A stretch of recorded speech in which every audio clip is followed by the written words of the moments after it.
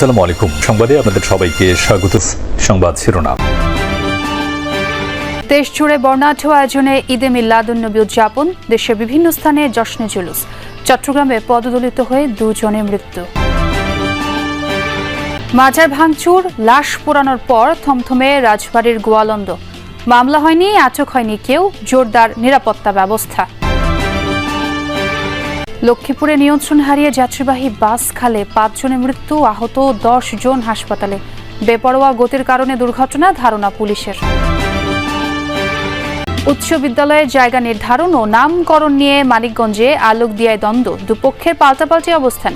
ইউএনওর সামনেই ধস্তাধস্তি। আজ ঈদে মিলাদুন্নবী, দেশের বিভিন্ন স্থানে নানা আয়োজনে উদযাপিত হচ্ছে দিনটি। বরাবরের মতো এবারও সবচেয়ে বড় আয়োজন বন্দরনগরীতে।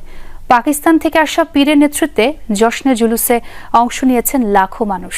পরে দেশ ও জাতির মঙ্গল কামনায় দোয়া করা হয়। এদিকে নগরীর মুরাদপুর এলাকায় জশ্নে জুলুসে পদদলিত হয়ে 2 জনের মৃত্যু হয়েছে।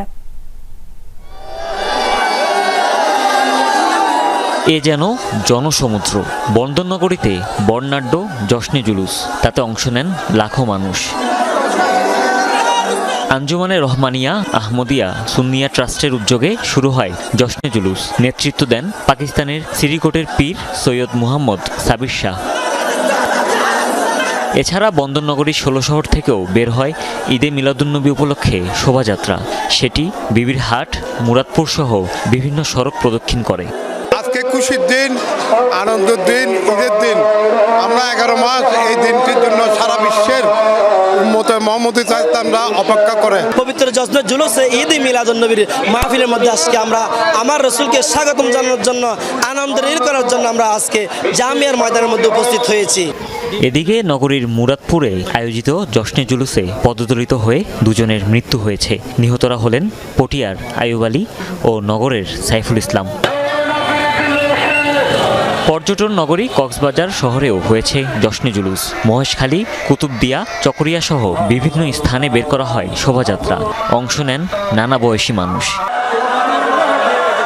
বর্ণাঢ্য শোভাযাত্রা হয়েছে নারায়ণগঞ্জেও। জশ্নে জুলুস শেষে দেশ ও জাতির শান্তি কামনায় দোয়া করা হয়। শুধু ঈদে মিলাদুন্নবী আমাদের জন্য না, সমস্ত মাখলুকের জন্য, সমস্ত সৃষ্টির জন্য ঈদে মিলাদুন্নবী। নবীর আগমনে আজকে আমাদের মন প্রফুল্ল, আজকে আমরা উজ্জীবিত। এই জন্য আমাদের বাচ্চা কাচ্চা মুরব্বীদের নিয়ে আমরা উদযাপন করি। সিলেটে গাউসিয়া কমিটির আয়োজনে শাহজালালের মাজার থেকে বের হয় জশ্নে জুলুস। অংশ নেন মুসল্লিরা।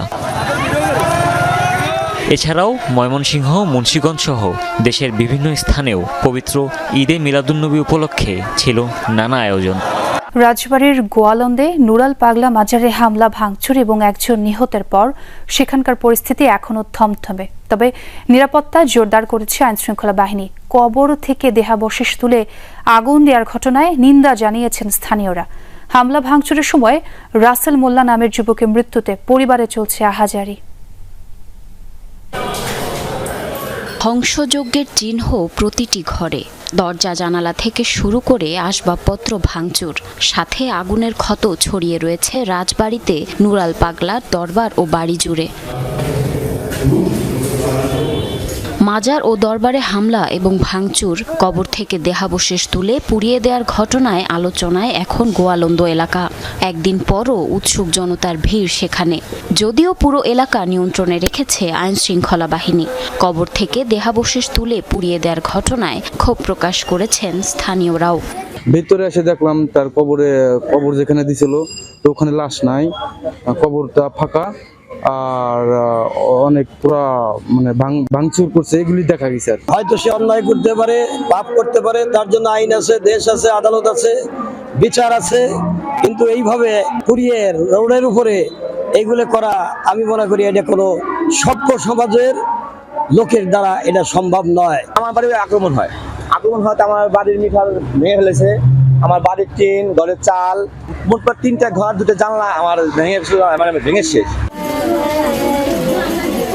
মাজারে হামলা ভাঙচুরের সময় প্রাণ যায় রাসেল মোল্লা নামের এক যুবকের। তার মৃত্যুতে শোকস্তব্ধ হয়ে আছে পরিবারটি। ঘটনার সাথে জড়িতদের শাস্তির দাবি জানিয়েছেন স্বজনরা। পুলিশের ওপর হামলার ঘটনায় একটি মামলা হয়েছে। গোয়ালন্দ ঘাট থানায় এএসআই সেলিম বাদী হয়ে মামলাটি করেন। যারা ইচ্ছাকৃতভাবে একটা শান্তিপূর্ণ পরিবেশকে যারা বিঘ্নিত করতে চায়, সাধারণ মানুষের শান্তি শৃঙ্খলা নষ্ট করতে চায়, দেশের মানুষ, আইন শৃঙ্খলা বাহিনী অবশ্যই তাদের বিরুদ্ধে যথাযথ ব্যবস্থা নেবে। আমরা গতকালকেই একটা মামলা দায়ের করেছি গোয়ালন্দ কারখানায়, অজ্ঞাতনামা ৩৫০০ আমরা অজ্ঞাতনামা দিয়ে আমরা একটি মামলা দায়ের করেছি। গতকাল জুমার নামাজের পর তৌহিদি জনতার ব্যানারে নুরাল পাগলা দরবার শরীফে হামলা ও ভাঙচুর চালানো হয়। কবর থেকে মরদেহ তুলে পুড়িয়ে দেয় বিক্ষুব্ধরা। ভাঙচুর করা হয় পুলিশের ৩টি গাড়িও। সহিংসতা চলাকালে আহত হয় অর্ধশতাধিক। রাতেই হাসপাতালে মারা যান রাসেল মোল্লা। মাজার ভেঙে লাশ পুড়িয়ে দেয়া মহানবীর শিক্ষা নয়। আর এই মন্তব্য করে বিএনপির সিনিয়র যুগ্ম মহাসচিব রুহুল কবির রিজভী বলেন, নানা ফতোয়া দিয়ে ধর্মের নামে বিভাজন করা হচ্ছে। নয়াপল্টনে ঈদে মিলাদুন্নবী উপলক্ষে আয়োজিত মিলাদ মাহফিলে রিজভী বলেন, দেশে নৈরাজ্য চলছে, তৌহিদি জনতার পেছনে আন্তর্জাতিক ষড়যন্ত্র রয়েছে। বিএনপির আমলে যেমন শেখ হাসিনা দেশের ভাবমূর্তি নষ্ট করার চক্রান্ত করছিল, আবারও সেই রকম ষড়যন্ত্র চলছে কিনা তা খুঁজে বের করতে হবে অন্তর্বর্তী সরকারকে। মাজার ভাঙা, মাজারে সেখানে লাশ পুড়িয়ে দেওয়ার মতো ঘটনা যেটা গোয়ালন্দে ঘটেছে, এটার আমি বাংলাদেশ জাতীয়তাবাদী দলের পক্ষ থেকে তীব্র নিন্দা জানাচ্ছি এবং প্রতিবাদ জানাচ্ছি। অবশ্যই এর পিছনে আন্তর্জাতিক কোনো ষড়যন্ত্র আছে। ছুটির দিনে কিছুটা ঢিলে ঢালা জাকসু নির্বাচনের প্রচার। ক্যাম্পাসের শিক্ষার্থীদের মধ্যে লিফলেট বিতরণ করছেন প্রার্থীরা। বেলা 12:30 নাগাদ ইশতেহার ঘোষণা করে ছাত্রদলের প্যানেল।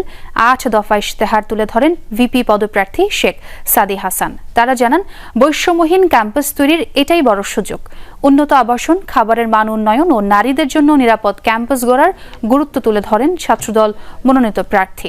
খেলাধুলা ও শরীরচর্চায় গুরুত্বারোপের ব্যাপারে দ্রুততম সময়ের মধ্যে ব্যবস্থা নেওয়ার আহ্বান জানায় ছাত্রদলের প্যানেল। জাকসু নির্বাচনের আচরণবিধি কিছুটা কঠিন হওয়ায় প্রচারণার গতি ধীর বলে দাবি করেন তারা। শিক্ষাবান্ধব, নিরাপদ, মুক্ত ও বৈচিত্র্যময় ক্যাম্পাস, গেস্টরুম, গণরুমের সাংস্কৃতিক ট্যাগিং, নিপীড়ন, মানসিকভাবে হেনস্থা, সন্ত্রাসের আত্মবিনাশী প্রক্রিয়াকে চিরতরে ক্যাম্পাস থেকে উৎখাত করা হবে। মনোনয়ন তোলার সময় হয় তখন আমাদের অধিকাংশ মেয়েরাই কিন্তু, যারা আমরা ভাবছিলাম যে তারা মনোনয়ন তুলবে কিন্তু তারা তুলেনি। এর একটা বৃহত্তম কারণ ছিল যে তারা নাকি বিভিন্ন থ্রেট পাচ্ছে। আমাদের এখানে প্রচারণার বেসিসটা হচ্ছে যে আমি প্রথমত দুইভাবে চালাচ্ছি, সেটা হচ্ছে যে ডিপার্টমেন্ট ভিত্তিক এবং হল ভিত্তিক। লক্ষ্মীপুরে যাত্রীবাহী বাস খালে পড়ে 5 জন আহত হয়েছেন অন্তত 10 জন। নিহতদের মধ্যে 2 জন নওগাঁ জেলার বাসিন্দা। চালকের বেপরোয়া গতির কারণেই এই দুর্ঘটনা বলে ধারণা পুলিশের।